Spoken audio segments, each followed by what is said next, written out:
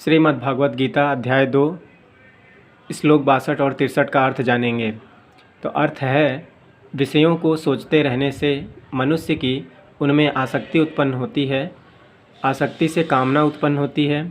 कामना से क्रोध उत्पन्न होता है। क्रोध से मोह उत्पन्न होता है और मोह से स्मृति का लोप हो जाता है। स्मृति मतलब बुद्धि का लोप, यानी कि बुद्धि का विनाश हो जाता है मोह से। और स्मृति नाश से विचार बुद्धि का नाश हो जाता है और बुद्धि के नष्ट होने पर तो मनुष्य ही नष्ट हो जाता है। इसका क्या मतलब है कि बुद्धि के नष्ट होने पर तो मनुष्य ही नष्ट हो जाता है। जैसे जब अर्जुन को श्री कृष्ण ज्ञान दे रहे थे तो उन्होंने कहा था कि तुम किसके लिए शोक कर रहे हो अर्जुन, ये सब तो पहले ही मरे हुए हैं, मतलब नष्ट हो चुके हैं पहले से ही, क्योंकि उनकी बुद्धि का और विचार का नाश हो चुका था। कौरवों के बुद्धि और विचार का नाश हो चुका था। दुर्योधन सत्ता पाने के लिए इतना मोहित हो चुका था, सत्ता में उसकी इतनी आसक्ति उत्पन्न हो गई थी कि लगातार उसकी कामनाएं ही चल रही थी, किसी भी तरह से सत्ता अपना लिया जाए। और उसी से वो कामना उत्पन्न होने से जब उसकी कामना पूरी ना हो तो उसे क्रोध आता था। उसी क्रोध से उसे मोह भी हुआ कि बार बार पांडव हमारा जो है सत्ता छीन ले रहे हैं। इसी कारण से वो मोहित होता गया और मोहित होने से उसकी स्मृति का लोप हो गया। स्मृति का लोप कैसे हुआ? क्योंकि उसने अपने ही घर की कुलवधू का, यानी कि द्रौपदी का चीरहरण करना चाहा था। तो इससे यही पता चलता है, जिसके मन में आसक्ति उत्पन्न होगी तो कामना आ जाएगी कि कुछ पाने की इच्छा होता है कामना। जिसके मन में कोई कामना उत्पन्न होती है तो यही तो होती है ना कि मैं कुछ पा लूँ। तो जब कामना पूरी नहीं होती है तो क्रोध उत्पन्न होता है। अगर किसी की कामना पूरी ना हो रही हो तो उसे क्रोध उत्पन्न होगा ही। जैसे कोई कुत्ता रोटी खा रहा हो और उससे जाकर उसकी रोटी छीन लीजिए तो कुत्ता भौंकता हुआ काट भी सकता है, क्योंकि उसकी कामना थी रोटी उस टाइम पे, और आप उससे रोटी छीन लें तो वो आपके पीछे पड़ जाएगा। उसी तरह से दुर्योधन की कामना थी सत्ता हथियाना किसी भी तरीके से, तो लगातार अधर्म पे अधर्म करता जा रहा था, क्योंकि उसकी स्मृति का और विचार और बुद्धि का नाश हो चुका था। वो सोच नहीं पा रहा था कि जो मैं कर रहा हूँ वो मैं अपने भाइयों के खिलाफ़ ही कर रहा हूँ, इससे हमारे कुल का विनाश भी हो सकता है। और अंत में ऐसा हुआ ही था। बुद्धि नष्ट होने पर तो मनुष्य ही नष्ट हो जाता है। इसका मतलब ये है कि जब श्री कृष्ण ने कहा कि तुम किसके लिए शोक कर रहे हो अर्जुन, देखो ये सब तो पहले से ही मरे हुए हैं। तो अर्जुन ने पूछा था कहाँ मरे हैं, ये तो खड़े हैं सब के सब। तो कृष्ण ने का कहने का मतलब ये था कि जिसके बुद्धि और विचार का विनाश हो जाए वो मरा ही समझो उसे, क्योंकि वो अलग अलग प्रकार के नौटंकी करता हुआ अधर्म करता ही रहता है। तो ऐसे मनुष्य का जब विनाश करने का समय आता है तो मोहित नहीं होना चाहिए। अर्जुन भी मोहित हुए थे, लेकिन उनका मोह दुर्योधन के जैसा मोह नहीं था। अर्जुन का मोह सकारात्मक मोह था, वैसे वो अपने कुल के लोगों को मारना नहीं चाहते थे। मोह तो था उनके अंदर भी। इसी मोह को दूर करने के लिए श्री कृष्ण ने गीता का ज्ञान दिया था अर्जुन को, क्योंकि वो बहुत सारी कामनाओं में वो भी फंसे हुए थे। वो सोच रहे थे कि अगर मैं मतलब अपने ही पितामह का विनाश करता हूँ, अपने ही कुल का विनाश करता हूँ, तो हमारे जो पितृदेव हैं जो स्वर्ग में रह रहे हैं उनको कोई तर्पण करेगा तो तर्पण नहीं मिलेगा, क्योंकि कुल के विनाश से जो स्त्रियां दूषित हो जाएंगी, स्त्रियों के दूषित होने से जो संतानें उत्पन्न होंगी वो वर्ण संकर संतानें उत्पन्न होगी। और वर्ण संकर संतानें उत्पन्न होने पर वो अगर उनका श्राद्ध वगैरह करेंगे अपने पितरों का तो उन्हें वो प्राप्त नहीं होगा। लेकिन श्री कृष्ण ने हंसते हुए उत्तर कहा था कि तुम मोह में पड़ चुके हो अर्जुन, मोह मत करो और युद्ध करो खड़े होकर, तुम्हें यह कायरता शोभा नहीं देती। लेकिन अर्जुन मानने को तैयार नहीं थे। तो कई प्रकार का ज्ञान इसमें दिया गया, जैसे सांख्य योग का ज्ञान, आत्मा का ज्ञान था सांख्य योग में।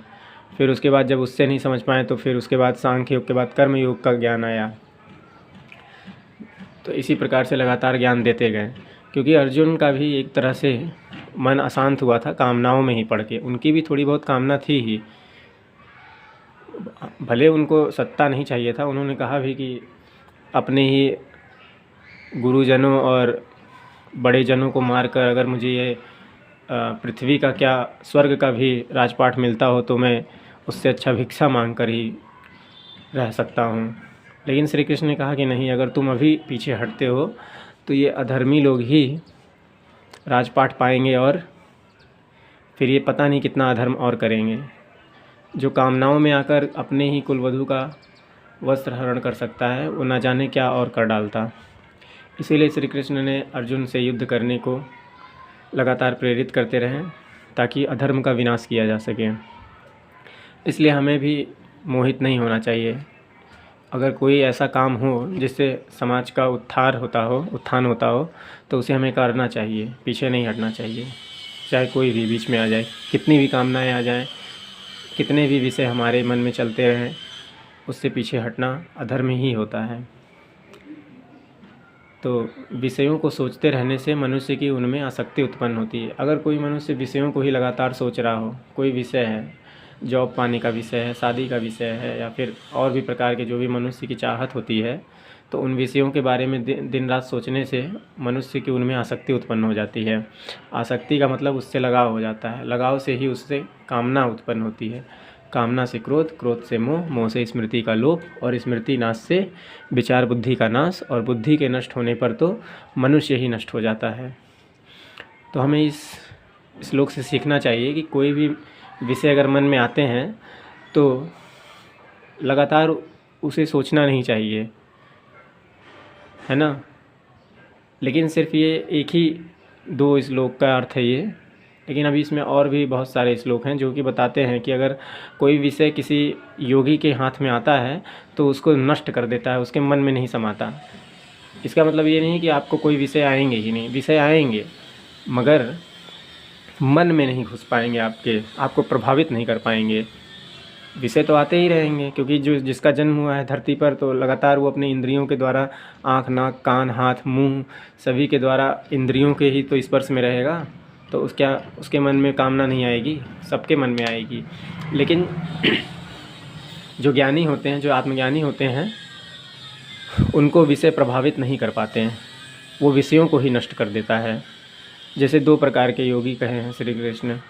जैसे एक योगी जो अपनी इंद्रियों को ही विषयों से खींच लेता है, जैसे कोई सन्यासी हो, वो पूरी तरह से अपने इंद्रियों को खींच लेता है, वो संसार से दूर हो जाता है ताकि विषय उसको प्रभावित ना कर सकें। अगर विषय उसे प्रभावित करेंगे तो फिर से वो कामनाओं में ही डूब जाएगा। लेकिन दूसरे प्रकार का भी योगी कहे हैं कि एक और प्रकार का योगी है, ऐसा योगी जो कामनाओं, विषयों तक जाता तो है, उसको स्पर्श भी करता है, लेकिन वो अपनी ही इंद्रियों से उस विषय को ही नष्ट कर देता है। मतलब नष्ट नहीं होता है, मतलब ये है कि वो मन में नहीं अपने प्रभावित करने देता उन विषयों को। तो हमें भी इसी प्रकार से इस धरती पर रहने का प्रयास करना चाहिए कि कोई भी विषय हो, इतना ना आपके मन में घुस जाए कि उससे आसक्ति ही हो जाए, उसके ना मिलने से इतना कामना उत्पन्न हो कि क्रोध चलता रहे मन में, आप तड़पते रहें, जलते रहें अंदर ही अंदर, और उससे स्मृति का लोप ही हो जाए, सोचने समझने का कुछ शक्ति ही ना रह जाए, और फिर मनुष्य की बुद्धि ही नष्ट हो जाती है और मनुष्य ही नष्ट हो जाता है। जैसे कई स्टूडेंट होते हैं जो कोटा वगैरह में जाते हैं कोचिंग करने और उनकी कामनाएं पूरी नहीं होती हैं तो उनसे क्रोध उत्पन्न होता है, क्रोध से मोह उत्पन्न हो जाता है, स्मृति उनकी भ्रमित हो जाती है, विचार नहीं कर पाते हैं कि क्या सही है क्या गलत है, हमें कौन सा डिसीजन लेना है। तो ऐसे लोग जो हैं कि सुसाइड भी कर लेते हैं, तो उनका ही नाश हो जाता है एक तरह से। नाश होने का मतलब सिर्फ ये नहीं है कि मौत ही हो जाए, नाश होने का मतलब ये भी है कि उनकी बुद्धि इतनी भ्रष्ट हो चुकी है कि वो दिन रात अधर्म ही कर रहे हैं।